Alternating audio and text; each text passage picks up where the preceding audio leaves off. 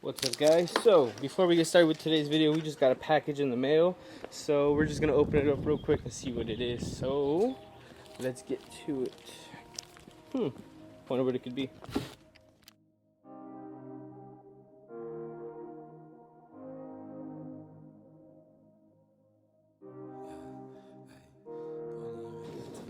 Cool. Car steering wheel cover. So I'm gonna have to disinfect this because when I ordered this came from China. So yeah, I'm gonna have to disinfect it or just let it cure out in the sun. But basically what this is, I'll just show you guys and I'll wash my hands right now. As you see, I have all my stuff here. Have the red thread, have the tool to push in the fabric and the double-sided tape, and then the thimble and stuff. But this is what I'm most excited about. This right here. This is Alcantara with red stitching and that red racing line. So it's, I mean, it doesn't really feel like a suede, but I mean, for 40 bucks, you can't really complain for 40 bucks. But yeah, so this will be going on my Momo steering wheel that I got for, or with my Type R Honda badge. So I'm just putting this away. But cool, I'm glad this came in. I just need to disinfect everything before I bring it into the house. So sweet. There we go. What's up, guys? So for today's video, I'm going to be doing a short Q&A. So we're gonna be going to Bates Nut Farm, which is close to my little town here in Escondido. It's gonna be in Valley Center. So from there, I'll just do a short little Q&A, maybe get some back road footage as well. But yeah, so let's get it.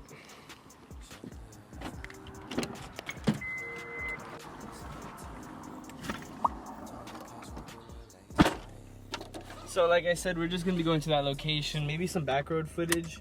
Not too sure right now. Oh man, I'm coming out super dark. But yeah, so that's the plan for today. I was thinking about doing some other things today, but may or may not happen. So if you see videos and I'm wearing the same clothes, you'll know if I got more footage. So yeah, so we'll just be heading out right now and maybe get a little bit of footage going on the way up there. So let's go.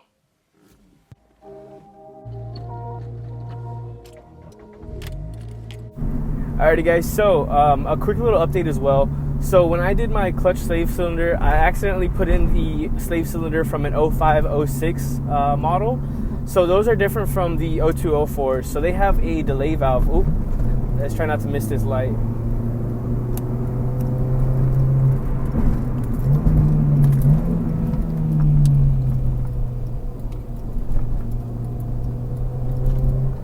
Cool, we didn't miss it. So I didn't know the difference. So definitely, if you're just gonna replace your slave cylinder without upgrading the line to a stainless steel line, definitely make sure you buy the right one for your model. I believe that the 02-04 is superior to the 05-06 one because it doesn't have that delay valve, and if it does, it's probably not as noticeable. When I shift gears now with the 02-04 one, it feels like butter. Like it's like a huge upgrade. I've heard really bad things about the K-Tune slave cylinder, so please, might as well just spend half the price and get a remanufactured OEM one like I did. It is definitely well worth the money. But yeah, so I just wanted to keep you guys updated on that. I am selling the old one. It's probably got like maybe less than 200 miles on it because I only used it for about a week till I got my new one. But definitely makes a huge difference with the shifts. So yeah, let's keep on going to our destination. Since this is going to be a bit of a Q&A video, I'd also think that it'd be really cool, or maybe not too cool, but to talk about a little bit about myself and how I got this car. So the previous car that I had owned was a 2001 Mustang V6 that was gifted to me by my dad and my grandma. I love that car a lot, but it had so many issues. There was like mud basically in the radiator and all the lines and everything. The subframe was bent because we basically rebuilt the car. But all in all, it was a really good first car, except for like, gas. But yeah, I really love that car. I ended up selling it because, like I was getting into the car scene and I really wanted like, a car to like, get me in, and something that if I were to spend money on, it wouldn't be towards nothing. So I was looking at RSXs. I was looking at RSXs, Integras, Civics, anything that you could think about that was Honda. I was looking at it because I wanted that Honda reliability, and like the Mustang just wasn't cutting it for me. Costs were getting too expensive, rack and pinion, all the suspension parts were basically failing at that point, and you can't really do much on a bent subframe.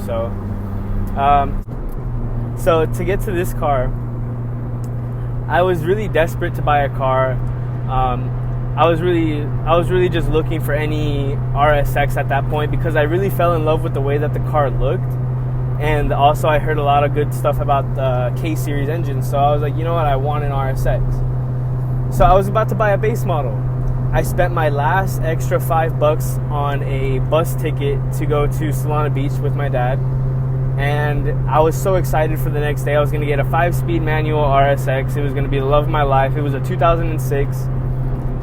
And just as I was about to go to sleep, the guy messaged me saying, hey, can we reschedule for a later day? Like, just out of nowhere, And instantly I was furious. I was like, I just spent the last bit of my money. I came all this way, and I was just frustrated. I was so frustrated. I didn't have a car because I had sold the Mustang, and I was about to get a really nice car, clean title, everything like that. And he just blew me off. So then I got an update that a 2004 Acura RSX Type S popped up for sale. And and I just messaged the guy. He was selling it for $4,000. I told him, hey, would you take 3? And he said, yeah, come check it out. So I checked it out. And obviously me, not knowing much about these types of cars, I thought it was perfect. There wasn't a check engine light. There wasn't any major leaks that you would see. And so we drove it home. The only issues about it were that the clutch was really weird. Like, you would barely let your foot off of the clutch and it would already activate. So for me personally, being my first manual car, I couldn't drive it. We got home, and then the check engine light came on for the O2 sensors. Turns out it didn't have a carb legal downpipe, so that was a $500 bill on my part. And my dad was trying to teach me how to drive uphill and downhill. Me not knowing what the heck to do, I ended up burning through the clutch, and then new problems arose. Like, I guess there was a cracked flywheel, the throwout bearing was bad, everything was bad. So, kind of disparity kind of messed me up because I was thinking that I was getting such a good car, but it ended up kicking me in the butt for $3,000 too. So if all you guys that are trying to look for an RSX within the $1,000 to $2,000 range, don't do it. You're not going to get as lucky as my girlfriend did. We drove up all the way to Moreno Valley, and she got a 2005 RSX, beautiful silver, clean title, but it had 204,000 miles on it, and we got it for $1,400. It passed smog easily. Everything's buttery smooth. All the maintenance we did for it was about $200. So yeah, that's basically how I ended up with this car, and some of the issues that arose with buying such a cheap Type S. So do look out for that if you are looking for a Type S. I definitely recommend it. They are very easy to work on compared to like the Civic SIs of the same generation around this car. And yeah, definitely, I don't regret buying it. I definitely did when I first started getting all those issues. I really hated the car, but I'm very glad that I got it in the end. Oh, it looks like there's construction here, so a little back road fun might not be. Yep. Does not look like we will be getting any fun twisties at any point in time today. Unless they're done. So yeah, that's the story of how I got this car. And although it had its really expensive issues, I am very glad that I went through with it, because this is a very beautiful car, very fun car, and for all the modifications that I've done to it, they're all well worth it. I just need a tune, honestly. But yeah, so I think I'm gonna end this little segment right now, and I'll talk to you guys once we get to the location. What is that? Oh, fuck. Oh, that was a skunk and I just ran it over. Oh, damn. Whew. That was funny. So here we are, Bates Nut Farm here in Valley Center. So as I said before, I did come here yesterday to try shooting, but you know, with everything that was going on, like the wind and the motorcyclist, I just decided not to. So I'll just throw in like a quick little cinematic of everything, and we'll get started with the video.